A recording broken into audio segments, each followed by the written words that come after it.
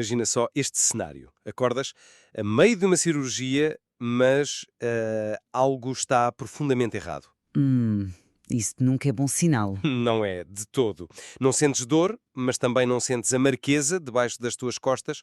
Olhas para baixo e vês uma equipa de médicos frenética ali debruçada sobre um corpo. Um autêntico pesadelo. Exato.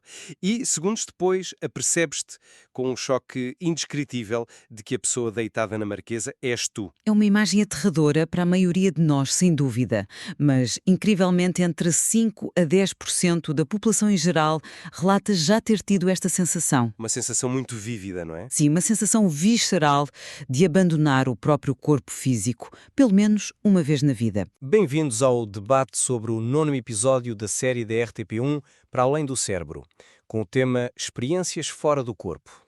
E quando é que isto acontece com mais frequência? No sono, não é? Exato. Naquelas manhãs de fim de semana, quando o despertador não toca e ficamos ali a acordar muito lentamente nos chamados estados hipnagógicos ou hipnopômpicos. Que são transições muito específicas da nossa consciência. Precisamente. Para quem não está muito familiarizado com isto, esses estados são basicamente aquela terra de ninguém entre o estar acordado e o estar a dormir. É aquele momento em que o teu cérebro já começou a processar a mecânica do sonho, mas tu ainda tens alguma percepção visual ou auditiva do quarto à tua volta. E é mesmo aqui que a biologia falha rotundamente. O nosso cérebro tem uma área, a junção temporoparietal, que passa 24 horas por dia a integrar 3 coisas fundamentais. A nossa localização no espaço, certo? Isso, junta a tua visão, junta a proprioceção, que é a noção de onde estão os teus membros, e o sistema vestibular, que trata do equilíbrio. O teu cérebro tem de fazer um cálculo computacional brutal a cada segundo, só para te convencer de que tu estás literalmente atrás dos teus próprios olhos. E quando estás a acordar nesses estados liminares ou sob extremo cansaço, os dados da visão, do equilíbrio e dos músculos entram em desincronia total. A junção recebe sinais mistos e colapsa. E o que é que o cérebro faz quando não sabe onde tu estás fisicamente? Cria uma saída de emergência visual. Exatamente como um motor de jogo de vídeo. Quando o boneco fica preso numa parede, o que é que a câmara faz? Salta da primeira pessoa para uma perspectiva de terceira pessoa, vista de cima. É uma simples resolução de erros do nosso sistema nervoso. Normalmente, quando pensamos na nossa localização no espaço, assumimos uma espécie de certeza absoluta. Sim, é automático. Exato, é automático. É como se tivéssemos um sistema de GPS perfeitamente calibrado dentro da cabeça. Onde quer que o corpo físico vá, o eu segue-o. É linear, é previsível. Estou sentada nesta cadeira, logo eu sou esta cadeira e os limites da minha pele são os limites do meu ser. Pois, é uma premissa tão básica, tão fundamental da nossa existência diária, que nós nem sequer pensamos nela. Gostamos dessa coragem física, não é? Claro, dá-nos conforto. Sentimos-nos seguros com essa ideia de que a nossa consciência, a nossa identidade, está firmemente contida e trancada dentro da nossa caixa craniana, a olhar para o mundo através dos olhos como se fossem duas janelas. Mas depois, e é aqui que entra o material que estamos a analisar hoje, entramos no território da neurologia de urgência, do trauma físico extremo, ou daquelas situações limite de quase morte e de repente... Esse GPS perde totalmente o sinal. Literalmente. O mapa fundacional do nosso ser simplesmente desfaz-se. O fenómeno de que vamos falar e que tem vindo a ganhar uma atenção cada vez mais rigorosa na literatura médica recente é a experiência fora do corpo. Estas pessoas relatam observar o mundo físico ou a sua própria sala de reanimação a partir de uma perspectiva externa, muitas vezes a pairar perto do teto. E há uma percentagem verdadeiramente notável, repara, não estamos a falar de uma anomalia estatística irrelevante ou de casos isolados de pessoas com distúrbios de percepção. Estamos a lidar com um fenómeno humano profundo, transversal a culturas, idades, géneros e estados de saúde mental prévios. É a definição absoluta de um território ontológico não mapeado, onde as próprias leis da biologia e da física clássica parecem entrar em colapso. O que nos leva diretamente à encruzilhada da nossa discussão. O cerne da questão é este: serão estas experiências fora do corpo a prova empírica de que a consciência humana é não local, ou seja, capaz de existir e operar independentemente do cérebro biológico, ou serão, pelo contrário, meramente uma ilusão neurobiológica altamente complexa, gerada por uma falha momentânea na forma como o nosso cérebro processa e calcula a nossa localização espacial? Como sempre, temos visões distintas sobre isto. Totalmente.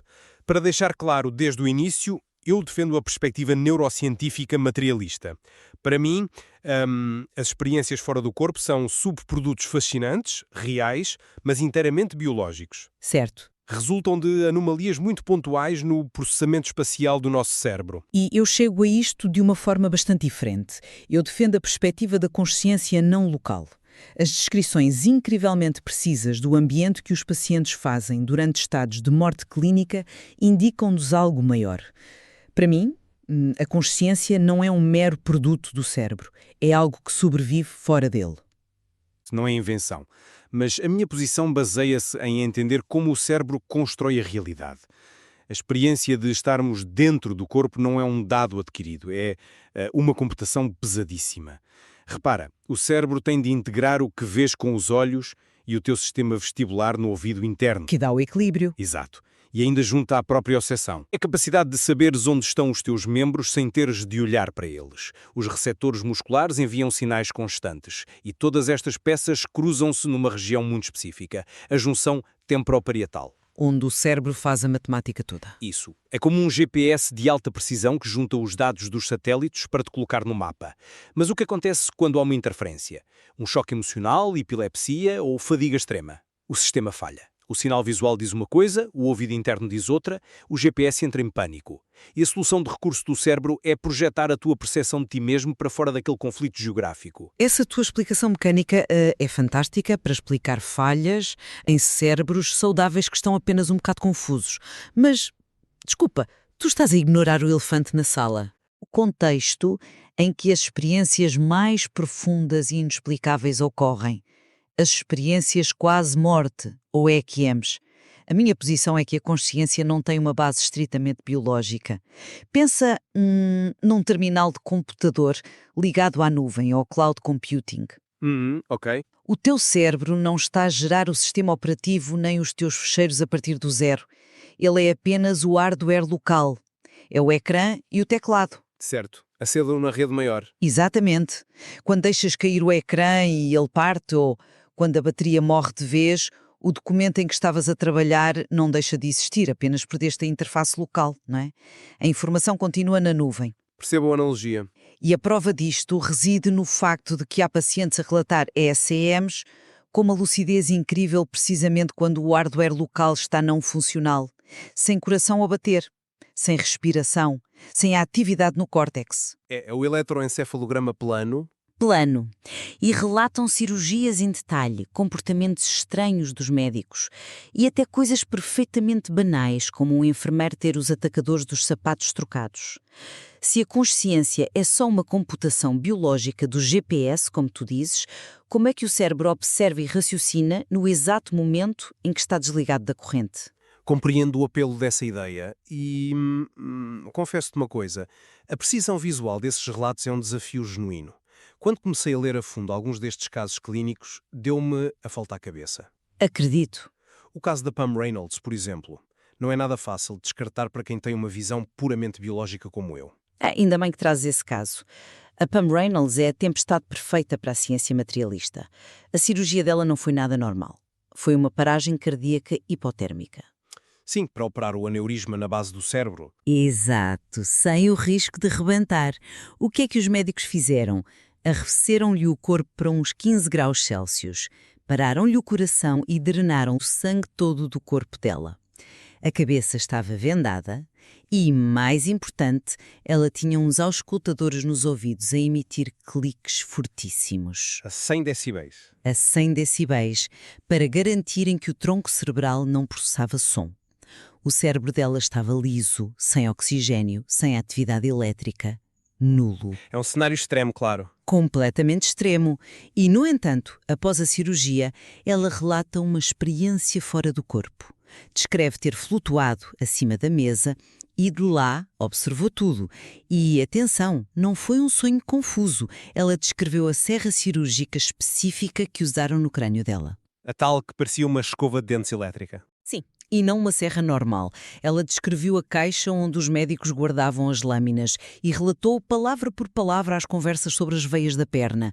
Como é que uma computação do GPS falhada da junção temporoparietal consegue renderizar uma cena 3D perfeita, sem sangue e sem oxigênio? Pois, Não consegue. A consciência dela estava de facto fora do hardware. eu percebo perfeitamente porque achas isso e os detalhes são arrepiantes, admito sem problema. Mas a ciência exige que olhemos para os detalhes da linha temporal. Que linha temporal?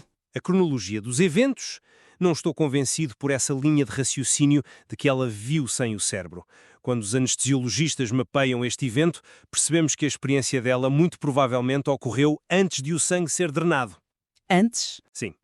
Aconteceu durante a fase inicial da indução da anestesia geral, quando o cérebro ainda estava quente, muito bem irrigado e altamente ativo. Espera, mas e os auscultadores? Ela não podia ouvir nada e os olhos estavam tapados com fita adesiva. Como é que ela descreveu visualmente a serra? É aí que entra a neurologia maravilhosa da audição e da anestesia. Sabemos que a anestesia não é um interruptor perfeito. Os pacientes flutuam. Há momentos em que os sentidos começam a despertar, mas o sistema motor continua paralisado. E o primeiro sentido a regressar é sempre a audição. Mas ela tinha os cliques de 100 decibéis. Certo, mesmo com os cliques no canal auditivo, o som viaja pelos ossos do crânio. É o que chamamos de condução óssea. Ela não adivinhou visualmente a serra. Ela ouviu o som agudo e o zumbido de uma serra pneumática e ouviu os médicos falarem sobre a veia da perna. Vais dizer que o cérebro inventou a imagem toda? Eu diria que o cérebro é um arquiteto desesperado por sentido. A Pam ouviu um motor semelhante a uma escova de dentes, sentiu vibrações no crânio. Com base nisso e nas memórias prévias de como é um bloco operatório, o cérebro construiu retroativamente um modelo em 3D. E porquê é que a viu de cima? Porque quando não sentes o teu corpo debaixo de ti, a perspectiva de olhar de cima para baixo é a única geometria espacial que o cérebro consegue usar para englobar as vozes na sala. É uma renderização gerada a partir do som. Desculpa, mas simplesmente não aceito isso. Deixa-me dizer-te porquê. Força. Essa metáfora do arquiteto desesperado é subestimar grosseiramente a capacidade mental e o estado de uma pessoa naquelas condições. Não estamos a falar de um sonho de febre. Estamos a falar de descrições visuais de instrumentos que ela nunca tinha visto na vida. Mas o cérebro humano é muito bom a preencher lacunas. A teoria da reconstrução baseada na audição é um salto de fé materialista gigantesco. Honestamente, exige mais crença do que aceitar o testemunho direto da paciente. Além disso, se o cérebro está a lutar pela sobrevivência, altamente sedado, a sua capacidade de criar um motor de renderização em tempo real seria biologicamente impossível. Impossível porquê? Exigiria uma imensa quantidade de energia metabólica, energia essa que, naqueles momentos críticos, o cérebro pura e simplesmente não tem disponível para esbanjar em filmes imaginários. Vejo que discordas frontalmente dessa mecânica, mas lá está. Todo este debate em torno da Pam Reynolds ou do homem dos atacadores esbarra sempre no mesmo problema clássico. Que é? São memórias relatadas após o facto. O que nós precisamos para resolver isto não é de histórias contadas no dia seguinte. Precisamos de um teste empírico em tempo real. E foi exatamente isso que o Sam Parnia tentou fazer com o projeto AWARE. O famoso estudo das prateleiras. Precisamente. Para testar sem vieses as percepções visuais fora do corpo, a equipa montou um protocolo rigoroso em cerca de 20 hospitais. Eles colocaram imagens e símbolos em prateleiras altas viradas para o teto nos blocos operatórios. A premissa é brilhante e super direta. Se a tua nuvem está de facto a flutuar no teto com total clareza visual, tu deves conseguir ver essas imagens ocultas. Sim, eles acompanharam centenas de doentes em paragem cardíaca? Sim. E no final, isolaram 12 pacientes que relataram ter tido uma EFC inegável e vívida. E sabes qual foi a estatística final de identificação dos alvos escondidos? 0. Nenhum deles viu as imagens nas prateleiras. Nem sequer tentaram adivinhar, eles não tinham percepção de que as prateleiras estavam lá. Isto sugere fortemente que, por mais intensa que seja a experiência, não se trata de uma deslocação objetiva da visão. A consciência não estava literalmente no teto a absorver os fotões de luz do quarto. Se estivesse, teria visto o alvo. Essa é uma leitura extremamente fria e clínica de um momento de absoluto terror existencial. Eu compreendo a metodologia, mas vamos lá aplicar um pouco de empatia e lógica psicológica aqui. Imagina a cena. Tu morreste. Ok. O teu coração parou. De repente sentes-te sugado para fora do teu corpo pela primeira vez na tua existência. É um choque descomunal. Olhas para baixo e vês o teu próprio cadáver. Vês uma equipa médica em pânico absoluto a dar-te choques elétricos e a partir-te as costelas. O teu foco emocional, a tua atenção inteira está fixada naquela urgência. Mas se a visão é panorémica e hiperlúcida, deveriam registar os detalhes da sala. Mas porquê? Que motivação psicológica tem alguém num momento destes para desviar o olhar do seu corpo e ir flutuar distraidamente para inspecionar uma prateleira poeirenta perto do teto? Eles nem sabiam que estavam a uma experiência científica. É uma questão de campo de visão. É um ponto válido. A cegueira inatencional, o não vermos algo porque estamos focados noutra coisa, acontece. Mas em ciência, quando o método na natureza é demasiado caótico ou emocional para testar, nós tentamos simular o fenómeno em ambiente controlado. E é aí que o laboratório nos dá respostas muito concretas. Simulação em laboratório. Estás a falar da realidade virtual? Porque isso para mim é apenas um truque de salão glorificado. Não é um truque. É um mapeamento puro e duro dos nossos circuitos de realidade. Deixa-me explicar. Os cientistas colocam óculos de realidade virtual num voluntário. Através dos óculos, a pessoa vê um avatar digital projetado meio metro à frente dela. O cientista toca nas costas da pessoa e, no exato mesmo momento, a pessoa vê a varinha digital a tocar no avatar virtual. É um sincronismo perfeito. Ao fim de uns minutos, o cérebro entra em colapso espacial. As tais redes da junção temporoparietal não conseguem resolver o conflito de sentir o toque no sítio e vê-lo noutro. E a pessoa fica com a sensação de sair do corpo? O cérebro transfere a sensação de eu para o avatar. A pessoa sente fisicamente que está deslocada. Mas a prova esmagadora vem de pacientes neurológicos. 8 em cada 9 pacientes com microlesões, precisamente nessa zona posterior, tiveram EFCs espontâneas. Há aqui uma correlação causal mecânica inegável. Se a alma não tem nada a ver com a biologia, por que razão uma minúscula lesão neste específico milímetro do cérebro solta a alma? Isso é um argumento convincente. Mecanicamente falando, claro. É o mecanismo do interface. Mas já consideraste a diferença abismal, a diferença qualitativa entre uma ilusão de laboratório e o fenómeno natural? Em que aspecto? Eu já li sobre essas experiências de realidade virtual. A pessoa deita-se, sente o peso dos óculos na cara, sente os cabos. Eles sabem que estão a ser enganados. É uma ilusão parcial. O cérebro fica confuso, como tu disseste.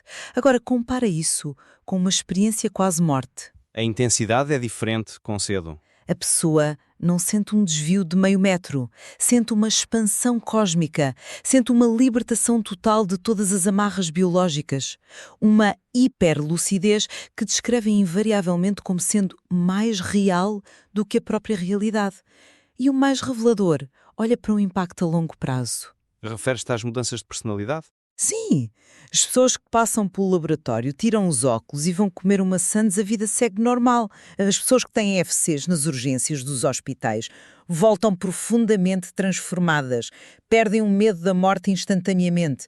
O sistema de valores muda. Alguém obcecado com dinheiro de repente muda de carreira e vai ajudar os outros. É verdade, há casos documentados disso. E nota, isto acontece quer a pessoa seja religiosa ou ateia convicta. Mexer na junção temporoparietal para causar tonturas espaciais não produz uma alteração existencial profunda na percepção da eternidade. O que tu estás a medir no laboratório são os rastros do ecrã do terminal. Não estás a medir a fonte da consciência. Confesso que compreendo a tua posição e essa distinção do impacto emocional. Esse é um ponto interessante, embora eu o formulasse de forma diferente. Então formula lá. E eu não nego a força da experiência. A intuição de que somos uma essência alojada no invólucro de carne é inegavelmente poderosa e transforma vidas. Mas a ciência mede causas, não apenas sentimentos. Uma emoção transcendental gerada por uma anomalia na rede neural continua a ter valor psicoterapêutico, mas não altera a física do universo. Lembras-te da analogia do membro fantasma? Lembro, mas acho que é fundamentalmente diferente deste caso. Deixa-me só desenvolvê-lo um bocadinho. Quando alguém perde um braço, o cérebro continua a ter o mapa neuronal desse braço intacto. O paciente pode sentir uma dor excruciante no braço que já não existe. Ele sente os dedos a dobrar, pode chorar de dor, a experiência é avassaladora e muda a vida dele. Certo, a dor é real para ele. Mas o facto dele sentir o braço imaterial não significa que o braço cresceu numa dimensão espiritual não local. Significa apenas que a maquinaria que calcula o eu consegue sobrepor-se à realidade física. As experiências fora do corpo são a versão de corpo inteiro deste mesmo fenómeno. Mas repara bem onde a tua analogia falha. O membro fantasma é o cérebro a cometer um erro baseado no passado. Está a processar a memória de um braço que sempre lá esteve. É uma falha do sistema na mesma. Mas é de natureza diferente. A experiência fora do corpo, durante uma reanimação, é a aquisição de informação nova, muitas vezes obtida do teto da sala. Um ponto de vista onde a pessoa nunca esteve na vida.